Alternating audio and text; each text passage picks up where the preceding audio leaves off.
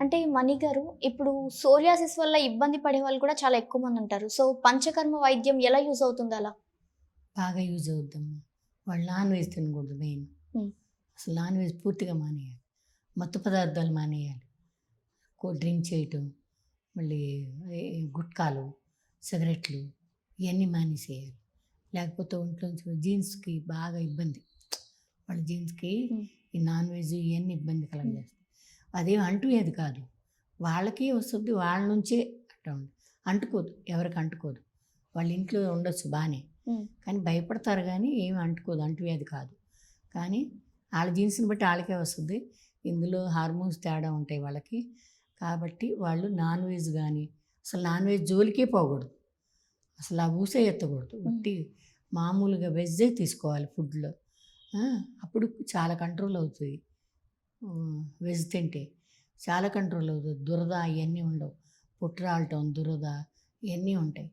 అంటే ఎందుకు వస్తుంది అసలు ఈ సోరియాసిస్? ఎందుకు వస్తుందంటే ఈ సూర్యరశ్మి ఎక్కువ పడకపోవడం ఒక కారణం కావచ్చు.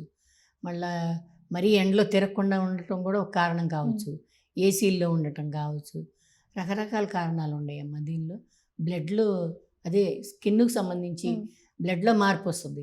దాన్ని బట్టి సోరియాసిస్ వస్తుంది. అలాగా మార్పు స్కిన్ ఎలర్జీ లాంటిదే అది కూడా. అలా మార్పు వస్తుంది. కాబట్టి వీళ్ళు ఫుడ్ కూడా జాగ్రత్త పడాలి.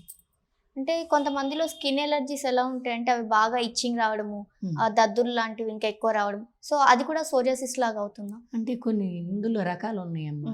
చాలా రకాలు ఉన్నాయి.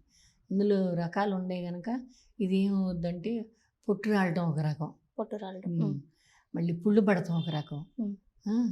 తల నుంచి స్టార్ట్ అవుద్ది కొంతమంది గోల్డ్ నుంచి స్టార్ట్ అవుద్ది, గోల్డ్లో నుంచి. కొంతమంది అరికాళ్ళలో వస్తుంది. అరికాళ్ళలో కూడా గెడ్డల్లాగా బొబ్బల్లాగా వచ్చేసి దురద మొదలయ్యి అదొక రకం. ఇట్లా రకరకాలు ఉంటుందమ్మా. అది దురద బాగా ఈ పొట్టు రాలటం అనేది మెయిన్. అసలు సోరియాసిస్కి మెయిన్ పొట్టు రాలటం. కాబట్టి వీళ్ళు జాగ్రత్తగా ఉండాలి. ఏం తీసుకున్నా జాగ్రత్తగా ఉండాలి. ఫుడ్ విషయంలో స్వీట్లు తిన్నా దురద వచ్చేస్తుంది. చాలా జాగ్రత్తగా ఉండాలి.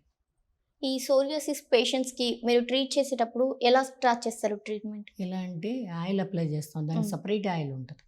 ఆయిల్ అప్లై చేస్తాం. చేసిన తర్వాత మళ్ళీ తక్కరదార అని ఉంటుందమ్మా దీనికి. ఆ తక్కరదార చేస్తాం అన్నమాట. అంటే మజ్జిగతో మెడిసిన్ వేసి ప్రిపేర్ చేస్తాం. ఆ తక్కరదార చేస్తే బాగా కవర్ అవుతుందమ్మా. అంటే అది దేనికి ఆ తక్కరదార అనేది? తక్కరదార అనేది సోరియాసిస్కి. అంటే మసాజ్లోనే అది కూడా యూజ్ చేస్తాం? మసాజ్లో కాదు, మసాజ్ చేసిన తర్వాత అది యూజ్ చేస్తాం.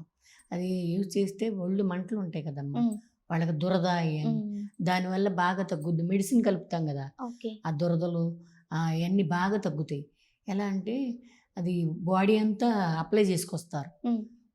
అదే స్నానం చేయించినట్టుగా పోసుకొస్తారనమాట. పోస్తే బాగా పనిచేస్తుంది.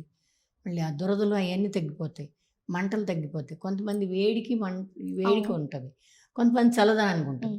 కాబట్టి అన్ని రెండింటికి అది పనికి వస్తుంది, తక్కరదారి పనికి వస్తుంది అమ్మ. ఈ ఆయిల్ ప్రిపేర్ చేసేటప్పుడు అందులో మీరు ఏమేమి పదార్థాలు వాడుతుంటారు? ఆయిల్ ప్రిపేర్ చేసినప్పుడు మేము కంపెనీ నుంచి తెస్తాం.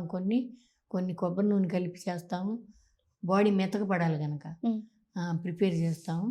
కొబ్బరి నూనె, కంపెనీ నుంచి తెచ్చిన ఆయిల్ ఇవన్నీ కలిపి, రణపాల ఆకులని ఉంటాయమ్మా, వాటన్నిటిని కలిపి ఆయిల్లో వేసి ప్రిపేర్ చేస్తాం. చేసి దాన్ని అప్లై చేస్తాం బాడీకి.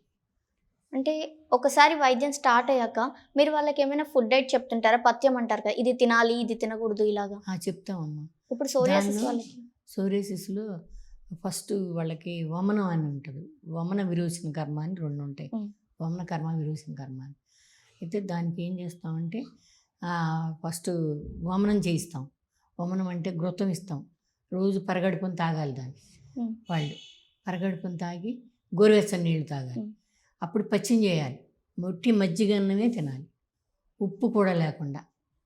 అంటే వేరే కూరలు ఏవి టచ్ చేయడానికి లేదు, ఓన్లీ మజ్జిగ. కారం అనేది తినకూడదు, ఓన్లీ మజ్జిగ అన్నం తినాలి. ఒక 7 days 8 days తినాలి.